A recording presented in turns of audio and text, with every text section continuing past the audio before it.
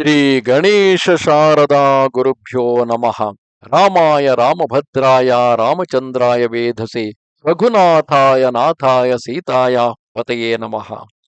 Welcome to all for this session on Ramayana to chapter 10 of Ayodhya Kanda. In the previous chapter, we were seeing the whole Ayodhya is jubilant towards the coronation of Rama as a regent to King Dasharatha.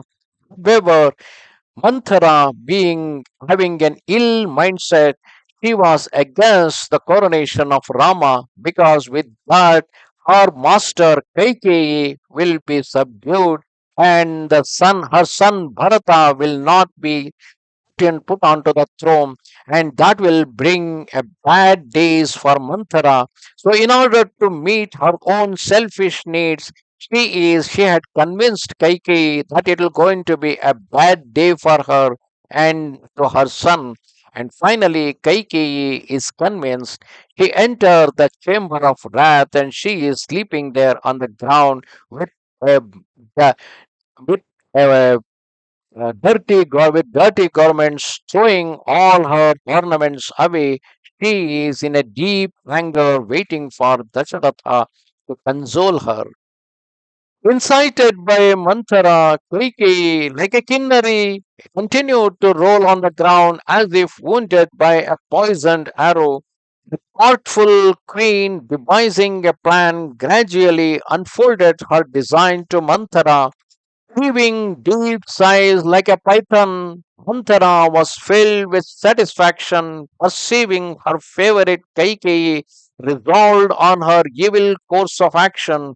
Reflecting on the matter, torn with jealousy, the queen, plucking out her eyebrows, scattered her shining ornaments on the ground, adorning it as stars illumine the firmament. Lying thus attired in soiled garments, with her hair disheveled, she resembled a nymph fallen from heaven. King having given his instructions, in the meantime, King having given his instructions for the installation of Sri Rama, dismissed the court and entered the inner apartments of the queens to inform them of the great occasion. Anxious to impart the good tidings to his beloved consorts, illustrious King Dasharatha entered the inner apartment, first going to the beautiful abode of Kaikeyi. As the moon sails into the clear sky after eclipse, so did the king enter the apartment of Queen Kaikeyi. He passed through the garden made beautiful by parrots, peacocks, swans, and cranes. Music was softly playing, while dwarfed and hunchbacked maids passed to and fro. This doesn't mean that in the service of Kaikeyi there were only dwarfs and hunchbacked people. Considering Manthara being a vicious and a wicked woman, and it is generally been exclaimed here, saying that everybody who is in the company of Kaikeyi were also like Manthara.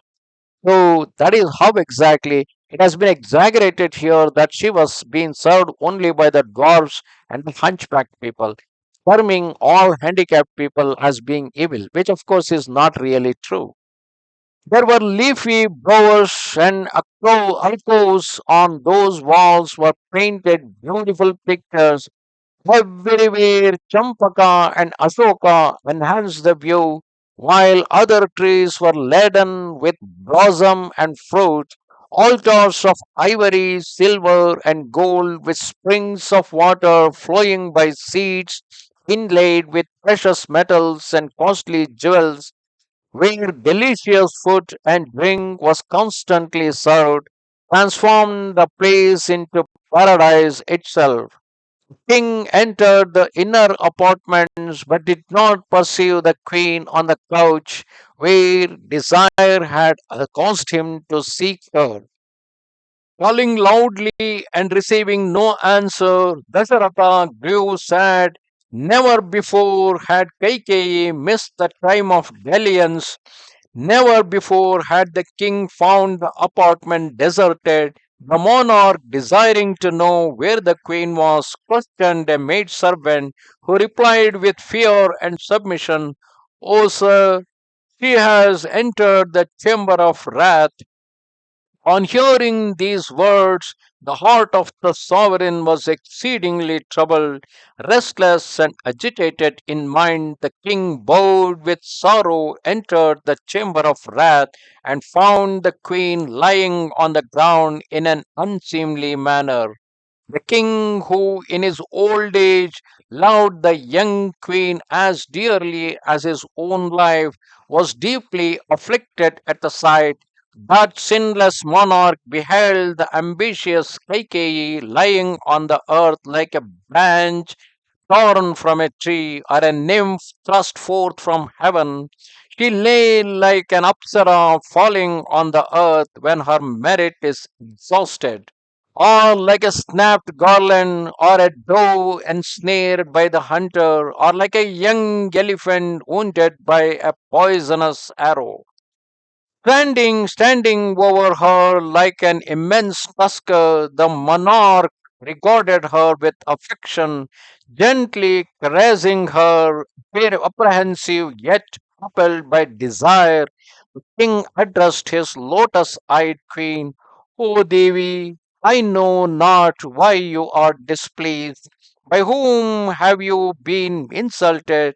Oh, tell me, O auspicious one, I am grieved to see you lying in the dust. Why are you ever benevolent towards me lying on the earth? You are as dear to me as my own life. Why do you act as one possessed by an evil spirit? Are you sick? If so, I have many eminent physicians who can cure your malady, who, being satisfied with the gifts and honors bestowed on them, are ready to obey my will. In an instant they shall restore you to health. O beautiful one, tell me the symptoms of your complaint. Or do you desire to reward or punish any man? Do not let the charm of your face be marred by grief. In order to please you, I will put to death one who does not deserve the penalty, or will pardon one who merits death. I will reduce a rich man to poverty, or cause a pauper to be made wealthy. I and all those who belong to me are your obedient servants. I shall never oppose your will, O Queen. If I can please you even at the cost of my life, you have but to speak. Well, do you know how much I love you? Now tell me what I may do for you. I swear to accomplish whatever you desire.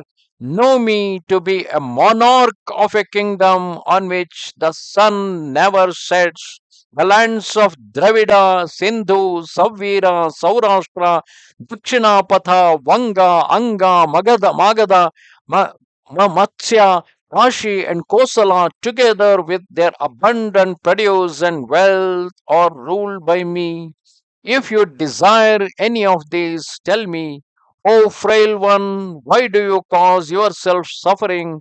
Rise, rise, O dearest, what do you fear? O Kaikeyi, as the sun dispels the mist, I will dispel your fears. Thus, flattered by the king, Kaikeyi appeared somewhat pacified, yet, in order to afflict her lord, began to utter bitter and harsh words.